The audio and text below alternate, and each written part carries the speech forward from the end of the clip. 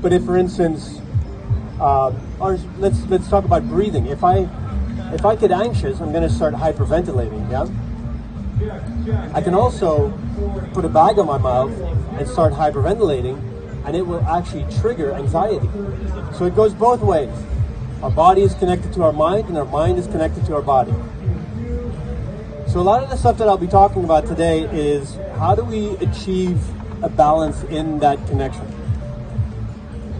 Now, of course, being on the stage, being in the learning kitchen, food is very important.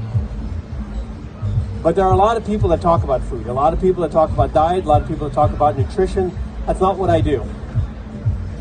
Because I find that there's a really big blind spot in that other area, that area of emotions, that area of psychology.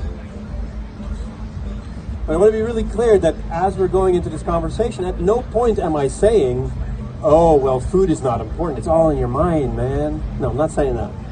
But I am saying let's acknowledge that your mind, that your emotions have a profound effect on, A, your eating behavior. You know, we know that we have emotional eaters, we have people that eat out of boredom, people that eat out of frustration. We also know that people that have eating disorders, bulimia, anorexia, etc., you go to a psychologist first. You go to a psychologist before you go to a nutritionist because it's a psychological issue. Right? So what drives you to the behavior in the first place? Everything starts with an impulse from my brain to my hand, even to pick up a food that goes to my mouth. So the number one thing is the emotional connection to behavior.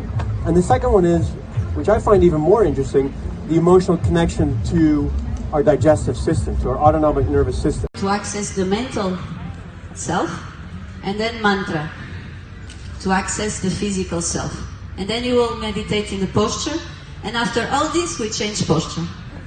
So I'm going to guide you through the process, don't worry. And Coran and I, we will go around and correct you during the practice, okay? We're going to start to warm up. First, we're going to do a couple of exercises just to relax and to focus and to connect, and then we'll start to warm up in our practice, okay? So you can lie down in Shavasana.